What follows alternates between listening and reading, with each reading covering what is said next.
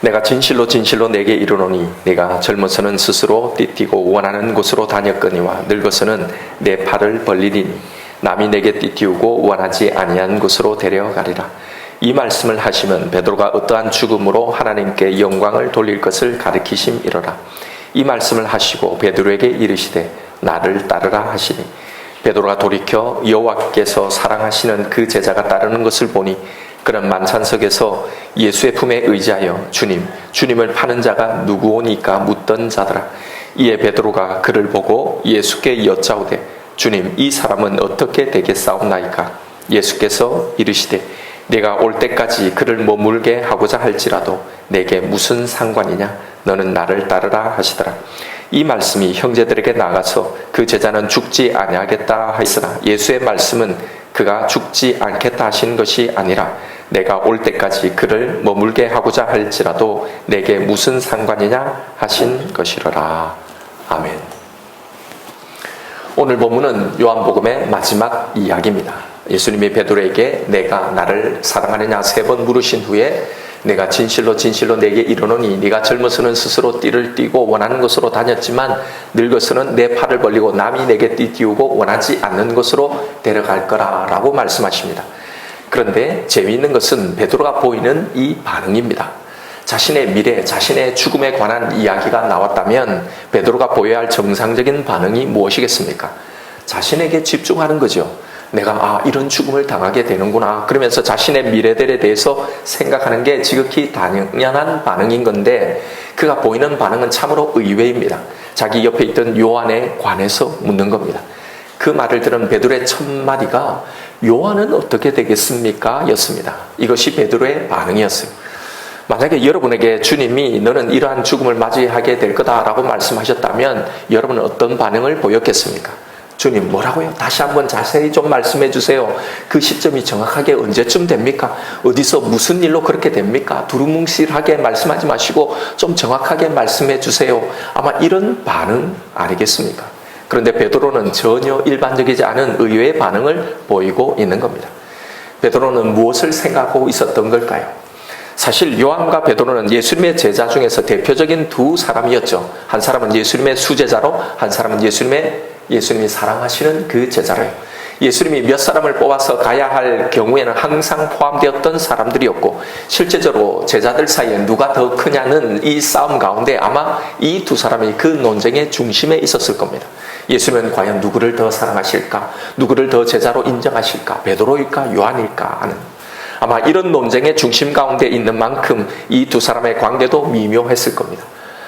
사복음서 전체를 쭉 살펴보면 오늘 본문 속에 베드로가 보였던 이 반응이 무엇에서 나온 것인 줄 우리는 직감할 수 있습니다. 바로 비교의식입니다. 나는 이렇게 죽을 건데 그렇다면 저 요한은 어떻게 될 것인가? 그것에 대한 궁금증이었어요. 오늘 본문을 묵상하면서 우리는 인간의 심성에 자리 잡고 있는 깊은 죄의 뿌리를 발견하게 됩니다. 하나님께서 우리의 삶 가운데 베푸신 그 하나님의 사랑, 그 은혜, 우리에게 주신 모든 것을 온전히 누리지 못하도록 방해하는 우리의 죄된 심리가 있는데 그게 바로 비교의식이라는 겁니다. 사실 인류 최초의 범죄인 아담과 하와의 이 타락도 이 비교의식에서 출발했던 겁니다.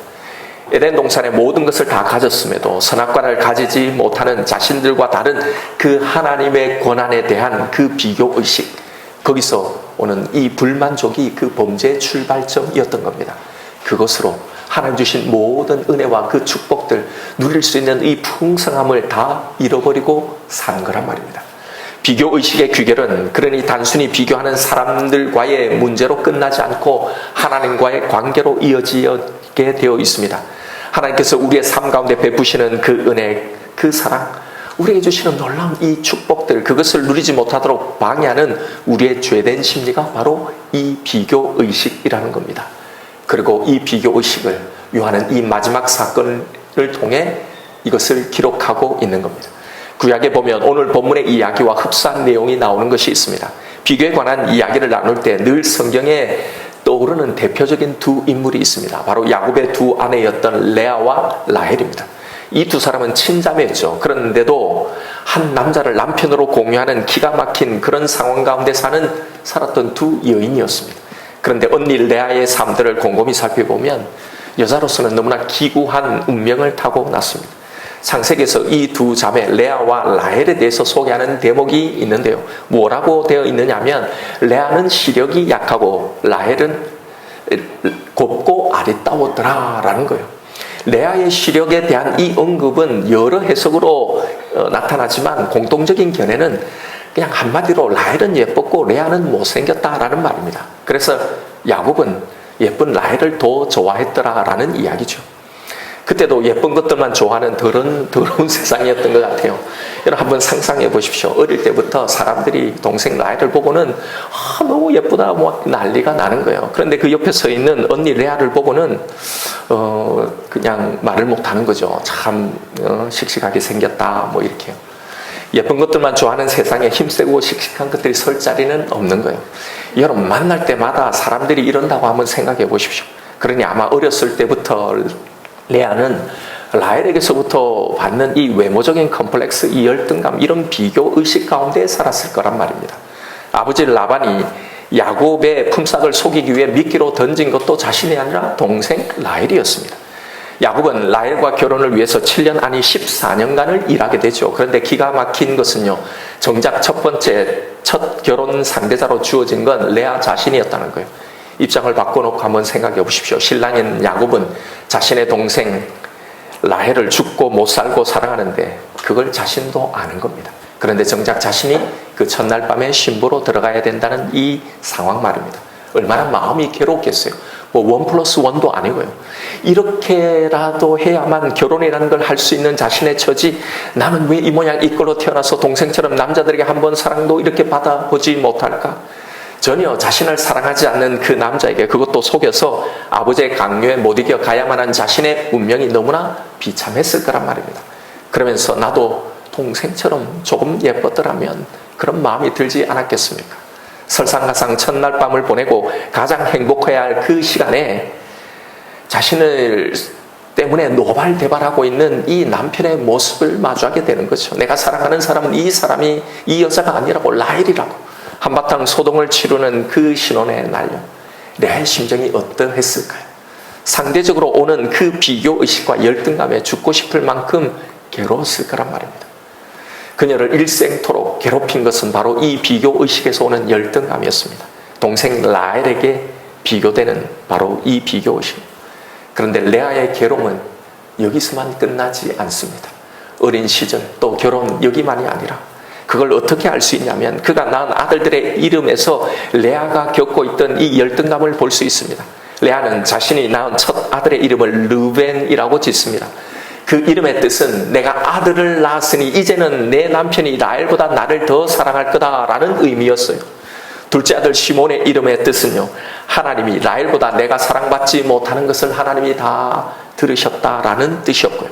셋째 아들 레위의 뜻은 내가 새 아들을 이제 낳았으니 라헬만을 사랑하던 남편이 이제는 나와 연합할 것이다 라는 뜻이었어요. 넷째 아들 유다의 의미는 이제 내가 라헬을 이겼으니 여호와를 찬송하리로다 라는 의미였어요. 여러분 보십시오. 온통 이 비교의식에 점철된 삶 아닙니까? 그런데 그것만이 아니었어요. 레아는 자신이 낳은 네 아들이 있음에도 또 다시 자신의 여종을 야곱에게 들여보내 아들을 낳게 하는 겁니다. 오직 이유는 한 가지입니다. 라헬을 이겨야 한다는 비교의식이에요. 라헬이 자신의 여종을 통해 아이를 낳자 이에 질세라 자신도 여종을 들여보내서 아들을 낳게 했던 겁니다. 이렇게 레아가 일생토록 겪었던 그 아픔은 바로 자기 동생 라헬과의 비교의식에서 온 것이었습니다. 그런데 정작 레아가 그렇게 부러워하고 모든 것을 다 가졌다고 생각하는 라헬은 아무런 아쉬움도 아무런 부족함도 없는 삶을 살았을까요? 아니었습니다. 라헬은 모든 것을 다 가졌고 남편의 사랑도 다 독차지하고 있는 것 같지만 정작 그녀에게는 자녀가 없었던 거예요. 물론 나중에 요셉과 베냐민을 낳기는 하지만 그러나 수많은 시간 동안 그녀는 아이가 없는 이 고통 속에 삽니다. 아이러니하게도 자신과 비교하며 그렇게 열등감에 빠져 있던 이 레아 때문에 라헬은 오히려 이 레아 때문에 열등감에 빠져 살았던 겁니다. 레아가 안고 있는 많은 자녀들을 보면서 왜 나에게는 자녀가 없을까? 왜 나는 이런 운명을 타고났을까 하면서 비교하면서 절망 가운데 빠져 살았습니다. 언니 레아에게 있는 이 자식이 나에게는 없으니 남편의 이 사랑이 아무런 의미가 없는 겁니다. 그래서 내가 직접 못한다면 내 여종을 통해서 자식을 보고야 말겠다는 생각을 하는 거죠. 자신의 여종이 아이를 낳음으로 남편의 사랑이 그녀에게 가고 나뉘어지는 것, 언니 그건 아무런 상관이 아니라 언니 레아만 이기면 된다라고 생각하며 사는 겁니다. 여러분, 비교라는 것이 바로 이런 겁니다. 자신이 가지고 있는 것을 보지 못하고 항상 내게 없는 그걸 가진 다른 사람들을 늘 부러워하면서 내게 없는 그것을 아쉬워하고 애석하면서, 그래서 정작 내게 주어진 내 삶을 제대로 누리지 못하고 그래서 늘 우울하게 살아가게 만드는 겁니다. 라헬에게 그렇게 사랑스러운 많은 아이들이 있음에도요, 라헬에게는 그렇게 자신을 위로하며 사랑하는 남편의 이 사랑이 있음에도 늘 자신에게 없는 그것, 상대가 가지고 있는 그것에 내 삶과 내 감정과 내 모든 것이 지배받으며 자신의 삶을 온전히 살지 못하는 겁니다. 여러분, 비교의식은 이렇듯 우리의 삶을 피폐하게 만듭니다. 늘 우리의 삶을 불행하게 여기도록 만든 겁니다. 내가 가진 것을 온전히 누리지 못하게 만드는 거예요. 예전에 어릴 때 어머니께서 잔치집이나 교회 행사에 갔다 오시면 떡을 가지고 오셔요. 그러면 난리가 납니다. 오남매에게 똑같이 떡을 나눠주는데 이 막내 녀석이 항상 자기 것이 작다고 울고불고 난린 거예요. 항상 자기 게 적다고 울면서 그걸 먹는 겁니다. 그 막내가 저예요. 이게 늘 보면 대각선으로 보니까 항상 내 거보다 더 크게 보이는 거죠. 여러분, 생각 한번 해보세요. 엄마가 맛있는 떡을 가져오면 얼마나 좋은 겁니까? 귀한 간식이 생겼는데 나에게도 있는 거잖아요. 그럼 이 먹으면서 맛있다 막 그것을 의미하면서 행복하면 되는데, 그런데 먹으면서도 감사하고 기뻐하고 즐길 줄을 모르는 거예요. 억울한 거예요. 불평이 가득해서 울면서 먹으니 그 맛을 알겠습니까? 여러분, 얼마나 한심한 거예요. 여러분, 우리의 인생이 이런지 모른다는 거예요. 아담과 하와가 그랬던 것 아닙니까? 에덴 동산에서 모든 것을 다 누릴 수 있었습니다. 하나님이 그들에게 모든 것을 주셨어요. 그들이 얼마나 많이 가졌습니까? 그런데 자신들이 누릴 수 있는 이 모든 에덴의 축복에 그걸 감사하고 그걸 누리는 게 아니라, 그걸 즐기는 게 아니라 자신에게 딱 하나 없는 그 고난, 그것에 대한 불만 때문에 범죄하게 된 거잖아요. 그리고 하나님 주신 모든 것을 다 잃어버리고 산 것 아닙니까? 여러분, 비교는 바로 이런 것입니다. 자신에게 주어진 것, 나의 삶에 집중하지 못하도록 만드는 겁니다. 모든 우리의 인생의 인류의 최초의 불행이 바로 여기서 왔다는 사실을 알아야 합니다. 내가 가지고 있는 것을 온전히 누리지 못하게 만드는 겁니다. 항상 남과 비교하며 열등감에 빠지게 해서 결국 우리를 불행하게 만드는 겁니다. 하나님 안에 있으면서도. 여러분, 이것이 바로 사단의 전략입니다. 이것을 향해 오늘 주님이 우리에게 주시는 이 말씀에 주목해 보시길 바랍니다. 여러분, 이런 베드로를 향해 주님이 하신 이 말씀이 참으로 중요합니다. 요한을 보면서 비교의식 가운데 있는 베드로에게 주님이 하신 말씀이 무엇이었습니까? 내가 올 때까지 그를, 요한을 머물고자 할지라도 그게 너와 도대체 무슨 상관이 있느냐? 너는 나를 따르라. 요한의 그 미래가 내게 무슨 상관이 있느냐? 다른 사람 신경 쓰지 말고 너는 나를 따르라 라는 말씀이었습니다. 여러분, 이 말씀을 잘 보십시오. 우리는 여기서 주님이 베드로에게 보이신 당신의 이 당당하신 이 자신감을 볼 수 있어야 합니다. 무슨 자신감입니까? 모든 인생에게 베풀어 놓은 것은 다 완벽하고 온전하고 좋은 것이라, 선한 것이라는 주님의 자신감입니다. 요한만이 아니라 그 누구와 비교해도 손색이 없이 독창적이고 특별하고 선하고 완벽하게 설계해 놓으신 베드로의 그 인생 계획에 담긴 주님의 자신감입니다. 우리는 다른 사람과 비교해서 하나님은 저 사람을 더 사랑하시는 것 같고, 다른 사람에게 주시는 그 인생이, 그 기회들이, 그 삶의 환경이 더 좋아 보이는 것 같지만 주님이 우리에게 하시는 말씀은 아니라는 겁니다. 자신의 있게 아니라고 말씀하시는 거예요. 내가 너에게 지금 베푼 그 환경, 내가 너를 이끄는 그 길, 그것은 요한의 삶과는 비교할 수 없는 너무나 소중하고 완벽한 너만의 완전한 그 인생을 예배해 놓고 있으니 걱정하지 말라는 겁니다. 그거 신경 쓰지 말라는 겁니다. 너는 나만 믿고 따라오면 된다는 거예요. 너는 나의 삶에, 너는 너에게 계획해놓은 너의 이 삶에 집중하고 너의 삶을 살아라는 이 주님의 자신감. 우리가 하나님이 선하신다는 걸 믿는다면 여러분 이 사실을 믿어야 하는 겁니다. 여러분 이 말씀은 오늘 이 시대에 비교의식에 빠져서 무력과 우울감과 빠져 사는 저와 여러분, 우리를 향한 주님의 말씀임을 깨달으시길 바랍니다. 우리는 늘 다른 사람과 비교합니다. 분명 비교라는 건요, 더 못한 것도 있으면 더 나은 것도 있을 텐데 늘 우리의 비교가 머무는 지점은 항상 나보다 더 나은 것들을 비교하는 겁니다. 나보다 나은 다른 사람들의 상황을 보면서 내 삶의 가치에 집중하지 못하는 겁니다. 하나님의 그 선하심을 보지 못하는 거예요. 그 사람의 길이 더 평탄한 것 같고 더 좋아 보이고 상대적으로 내 삶의 환경은 아무런 유익도 의미도 없는 시간처럼만 보이게 만드는 거예요. 문제는 그런 비교에서 오는 좌절감이 우리의 각자의 이 삶을, 우리가 걸어가야 할 이 길에 충실하지 못하게 만드는 겁니다. 진짜 하나님이 우리에게 계획해 놓으신 이 삶을 온전히 살지 못하게 만든단 말입니다. 여러분, 레아에게도 라헬에게도 베드로에게도 요한에게도 각자가 걸어가야 할 자신들만의 길이 있었습니다. 그 길에는 그 모든 사람 각각에 맞는 그 훈련들이 있는 겁니다. 누군가는 더 편하게 보이는 것 같지만 그러나 여러분, 훈련이 없는 인생, 그런 사람은 아무도 없습니다. 때로는 내가 더 고통스럽고 힘겨운 훈련을 받고 있다고 생각하지만 우리는 각각 그 누구도 예외 없이 하나님이 각자에게 주신 그 분량, 그것을 연단받는 겁니다. 고로 우리 눈에 보기에 저 사람은 더 성공하고 더 편한 길 같고 더 평탄하고 우울한 삶같이 보이지만 주님이 보시기에는 우리 모두 다 한 사람도 빠짐없이 우리를 위해 예비해 놓으신 그 성공의 인생, 그 길을 지금 걸어가고 있는 겁니다. 여러분, 주님은 베드로에게 그리고 우리에게 이것을 믿어야 한다고 말씀하시는 겁니다. 그래서 요한은 마지막 사건으로 이것을 기록해 놓고 있는 거예요. 여러분, 오늘 이 시간 혹시 우리 마음 가운데 이런 비교의식이 찾아오면서 내 마음이 우울해 있다면 오늘 이 주님의 말씀을 들으시길 바랍니다. 다른 사람의 상황이 너와 무슨 상관이 있느냐? 너는 나를 따르라. 여러분, 이것은 모든 인생에게 있는 일들입니다. 목회자에게도 이런 공격들이 있어요. 동기들이랑 함께 살겠던 동력자들의 목회를 보면서요, 목사들도 자신과 비교하며 심한 열등감과 우울감에 빠지기도 합니다.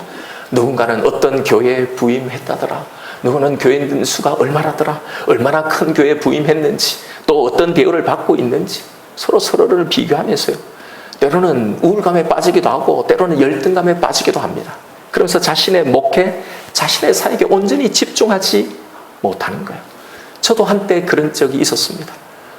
개척하는데 누구는 개척한 지 얼마 만에 이렇게 성장했더라, 이렇게 부흥했더라, 이렇게 멋지게 목회 일들을 하고 있더라라는 이야기를 들으면요, 제 모습을 보면 때로는 초라하기도 하고 처량하기도 하고 열등감과 함께 우울해지는 거예요. 여러분, 우리는 원하든 원치 않든 나와 다른 사람들을 보며 삽니다. 때로는 나보다 더 좋은 환경, 앞서가는 사람들 것처럼 보이는 그 사람들을 보면 왠지 내 모습이 처량하기도 하고 그로 인해 우울해지기도 합니다. 직장이, 연봉이, 학벌이, 외모가, 어떤 재능이 혹은 집안이, 심지어는 자녀들이 우리의 비교의 대상이 되기도 합니다. 내가 가지지 못한 그 어떤 것들로 인해 그들에게는 더 많은 기회와 더 많은 가능성이 있는 것처럼 보입니다. 그러네 그 사람들은 참으로 행복한 것 같은데 나는 그러지 못한 삶을 살아가고 있는 것처럼 느껴지는 거예요. 그러나 여러분, 분명한 것은 그것으로 우리 자신을 비교하지 마십시다. 이것이 주님이 우리에게 주시는 말씀이에요. 왜냐하면 그것으로 우리의 인생이, 우리의 영혼이, 우리의 영원한 삶이 평가되어지는 것이 아니기 때문입니다. 여러분, 이건 마치 유치원에 이제 갓 들어간 아이들이 거기서 지들끼리 거기서 누가 제일 키가 크냐, 제일 키 크다고 우쭐대거나 아니면 제일 키가 작다고 의기소침하는 것과 똑같은 겁니다. 여러분, 이 땅에서의 그런 키재기는 아무런 의미가 없습니다. 왜냐하면 그 기준들은 우리의 영원한 삶을 위해 우리가 여기서 훈련하고 다듬어지기 위한 소품일 뿐, 그 목적이 끝나면 이 모든 것은 다 사라지기 때문입니다. 영혼의 세계 속에서 직장이 어디인지, 연봉이 얼마인지, 어느 집에 사는지, 몇 평에 사는지, 어느 대학을 나왔는지, 어느 만큼 능력이 있는지, 성공했는지, 여러분 심지어는 얼마나 큰 교회를 세웠는지 이건 아무런 의미가 없습니다. 중요한 것은 내가 얼마만큼 하나님의 사람으로 살아왔는가가 중요한 것입니다. 그게 뭡니까? 주님을 따라가는 삶입니다. 나에게 설계해놓고 예비해 놓으신, 그리고 따라오라고 하신 그 길, 그것을 얼마나 충실하게 살아갔는가 하는 겁니다.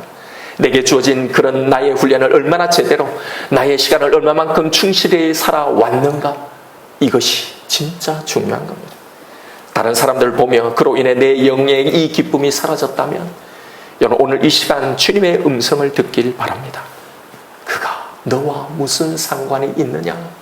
너는 나를 따르라. 여러분 비교의식 가운데 사로잡혀서 아무런 유익도 쓸모도 없는 것에 우리의 모든 에너지를 다 빼앗기지 마십시다. 주님께서 나를 위해 마련하신 그 길을 따라가십시다.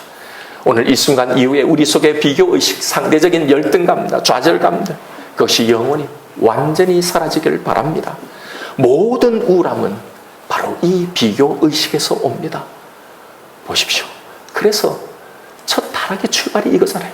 그리고 요한복음을 기록하며 이 복음서의 마지막 사건에 이걸 기록해 놓고 있는 겁니다.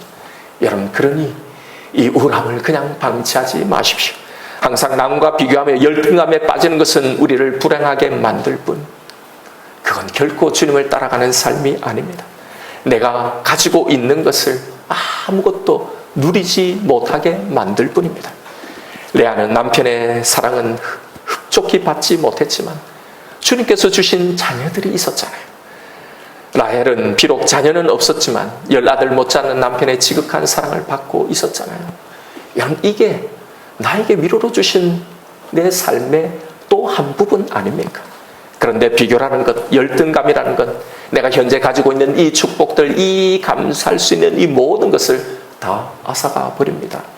그리고는 늘 나는 불행한 사람이라고 생각하게 만드는 거예요. 왜요? 남아있는 건 내가 가지지 못한 것들, 이것에 오는 그런 비교의식, 열등감, 우울함, 이것뿐이기 때문입니다. 그래서 여러분 좌절과 열등감과 무기력에 빠져 하나님이 나에게 세우신 그 귀한 길들을, 그런 시간들을 결국 제대로 따라가지 못하고 제대로 살지 못하게 만드는 겁니다. 이게 사단의 전략입니다. 여기에 빠지지 마십시다. 이것에 당하지 마십시다. 비교하는 것을 중지하십시오. 잘 나가는 사람이 보이면 그냥 그대로 인정하고 흘려보내십시오. 나는 내 길을 가련다. 그리고 주님 안에 있는 내 인생의 길을 걷고 그 길을 믿고 가면 됩니다. 모든 비교에서 오는 자신의 연민이나 자기 연민, 우울한 감정들을 내던지고 자신 각자의 삶에 주신 것을, 그것을 감사하며 내가 받아야 할 그 훈련을 받으며 오롯이 내 삶을 살아가십시다. 내 시간들을 그렇게 살아내십시다. 그를 상관하지 말고 내 삶을 살아가며 내 길을 걸어가십시다. 지금 현재 내가 걸어가야 할 그 길, 나의 길을 바로 이 믿음으로 당당히 걸어가시는 저와 여러분 우리가 되기를 주님의 이름으로 축원드립니다. 이 시간 오늘 주신 말씀 붙들고 기도하십시다.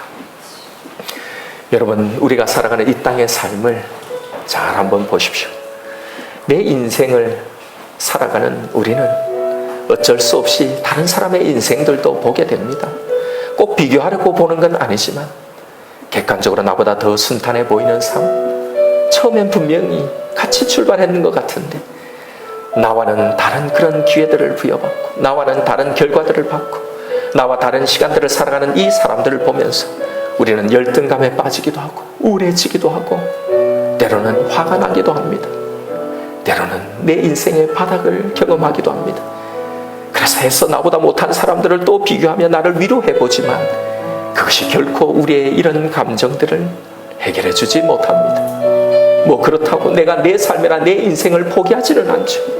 그래도 주어진 시간, 주어진 일, 주어진 삶을 어떻게든 꾸역꾸역 살아내기는 할 겁니다. 그렇게 비교가 만들어내는 우리 속에 이 감정들을 감추고 마치 아무런 문제가 없는 것처럼 그렇게 살아갈 겁니다.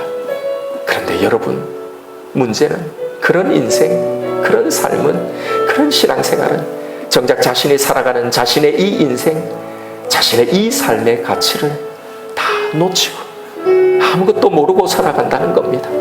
나에게 주어진 그 귀한 것을 누리지도 기뻐하지도 못하게 만드는 겁니다. 그리고 나에게 집중하지 못하는 겁니다.